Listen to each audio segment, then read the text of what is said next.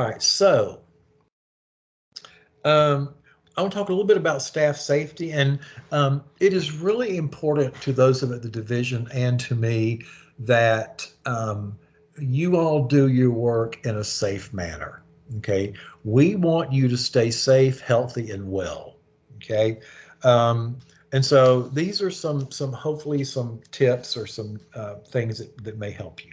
Okay, so. Um, Please report concerns about your personal safety and request assistance in ensuring your safety. Okay, so if you're getting a referral that just sounds like a hot mess or a dangerous hot mess, um, protect yourself first. Okay, so for example, try to schedule a joint visit with another staff person or with a staff person from another agency, such as APS, or if there's another agency already involved, perhaps try to do a joint visit with them. Or in some cases, law enforcement will make a joint visit. Um, Back in the day, we used law enforcement, we used code enforcement. We were a threat to do joint visits to keep ourselves safe. Okay, so on the front end, be sure to do that if you feel uncomfortable. Be aware of your surroundings at all times. This means that when you're in someone's home, make sure you know where the exit is and you have a clear path to that exit. Okay. Um, don't sit with your back to the door. Don't sit with somebody or something between you and the door. Make sure you have a clear path. This also includes parking your vehicle in such a manner that you can leave directly without having to back up and without being blocked in by cars or structures. Okay. So become as familiar as possible with the environmental factors and the consumers with whom you work. Some of this can be done through your initial phone call. Mrs. Smith, I'd like to come out and see you next Tuesday. Um, is there anybody else in the house with you? Do you have any pets? Are there any hazards or anything I need to know about? You can certainly ask some of those questions in a very non-threatening way prior to your visit. Okay, but once you get there, um, be aware of your surroundings. Okay, um, look for be aware of the accessibility and lighting of the home. Okay, if it's dark in there, I need to I need to make some notes. Can we turn a light on? Okay, or she doesn't have any lamps, or the electricity is off. But I want to understand what the lay of the land is regarding accessibility and lighting. Um, are there any pets, vicious guard dogs like the one you see here? Anything like that that you need to be aware of. What you think is a threat may not be what the client think is a threat, so you may have to ask a little bit further. Um, will anybody else be there during the visit? Or is somebody here that we didn't plan for?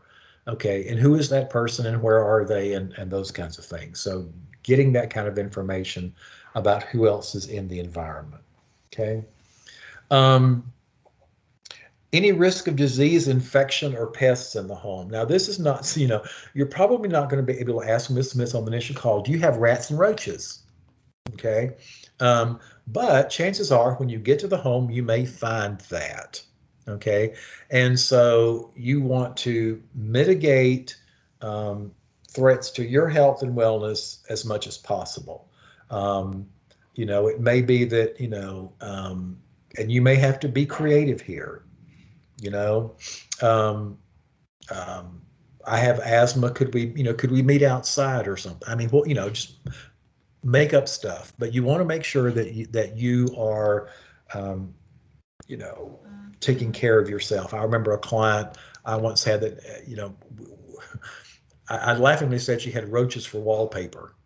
Okay, so I was a bit hesitant to be sitting down in her house. So, I told her, I said, my back's been really hurting it's more comfortable to stand. So it wasn't a long visit, I promise you. So, be creative, but you want to take care of yourself.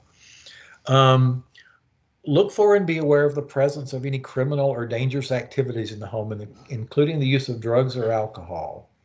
Um, if I go into a house and there's a pile of white stuff on the coffee table, I'm probably going to be asking a couple of quick questions and get on up out of there. But I want to, again, you want to be aware of those things. Is there any history of violence or threatening behavior? Now, again, a lot of this stuff you may not find out on your initial call, but you'll discover it as you move forward. Okay.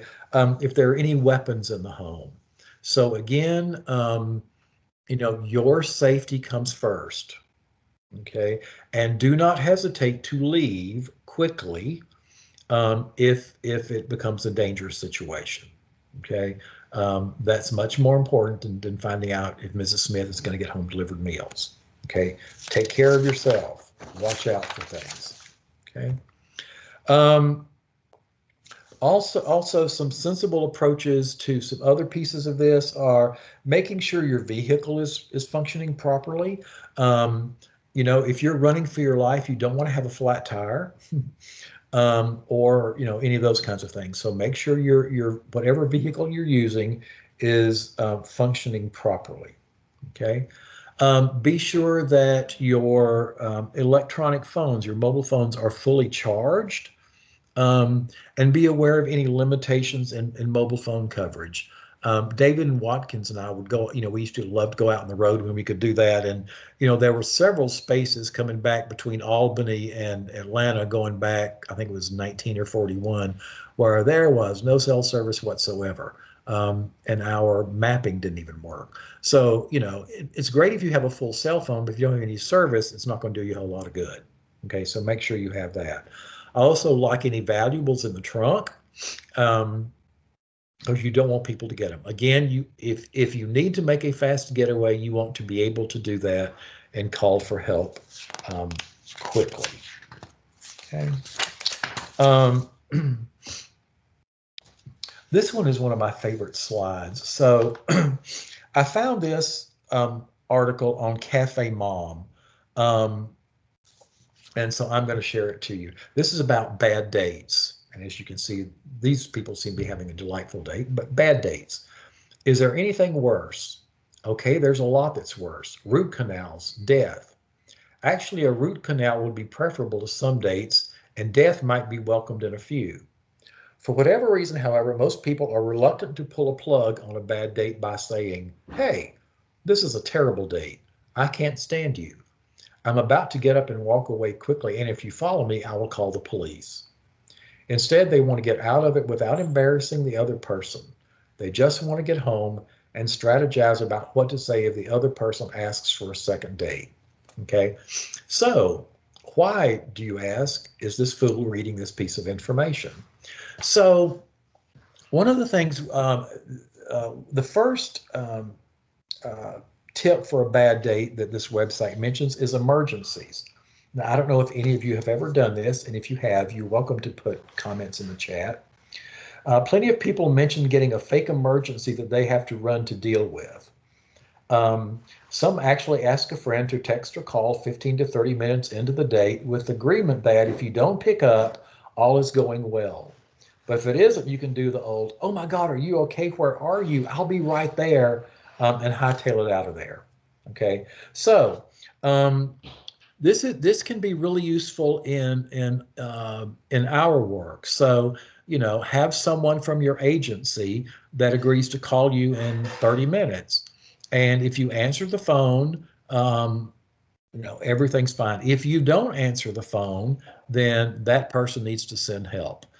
There may be some other creative ways that you can think of to use that bad date emergency kind of thing, or some other type of emergency, but feel free to put in place mechanisms. Okay. The other piece that I wanted to show you is on the client's rights and responsibilities. We have added a section. We mentioned earlier there's a statement that says it's the responsibility of the client to ensure the safety of agency staff and or volunteers by removing or remediating potential threats to safety. We have added 2 blanks here. that you can tailor to a client-specific situation. Okay, so if John Doe has a gun collection and he has his rifle laying on the coffee table and a handgun on the bedside table, okay, it is certainly allowable for you to ask that he put those away, and you can include that in the client's responsibilities. Okay, client will lock away all weapons during the home visit. And you can use this for you can use this for aides, you can use this for home delivered meals volunteers, whatever safeguards need to be put in place. Mrs. Smith will put Bruno the dog in the back bedroom or in the backyard during the visit. Okay. Mrs. Smith will remove all crack from the dining room table before, the home visit, whatever that thing happens to look like. You can use these two lines to individualize these requirements for a specific consumer. If you don't need it, you must put NA in there. Again, we don't want any blank or unused space, okay? But we've added this to this form specifically to help you, you and your agencies maintain the greatest amount of safety possible. Okay, so let me go back and see. I see a question. Let's see. Restless leg syndrome. Oh, excellent. That's great. I love it. As much as we want to know up front, we cannot, yes, getting creative is absolutely important. I mean, there's only so much you can know. And, we talk about treating clients with dignity and respect. Let me be very clear. If I have a choice between my life and your dignity, my backside is heading out that door real quick. Okay, so just be clear. Keep yourself safe. Yeah, but you're going to have to be some creative. I love that restless leg syndrome. That's great. Oh, mercy. Y'all are a hoot. Okay. Hang on. All right. Any questions about anything we've talked about up to this point? We've got one more session, and we might actually get out a smidgen early to make up for Tuesday when we went way over. Okay. Any questions up to this point? Is an infestation enough a reason to tell a client that services cannot be provided? I would say generally yes. I mean, I don't know what a homemaker is supposed to do if there's an infestation. I mean, it seems to me you need to get rid of the infestation first. First of all, it's not healthy for your staff, but it's not healthy for the client either. Yeah, I'd want to find out how long has this been going on? Is it rats or roaches or bed bugs? And there's, some differences, but yeah, I'm not a big fan of that.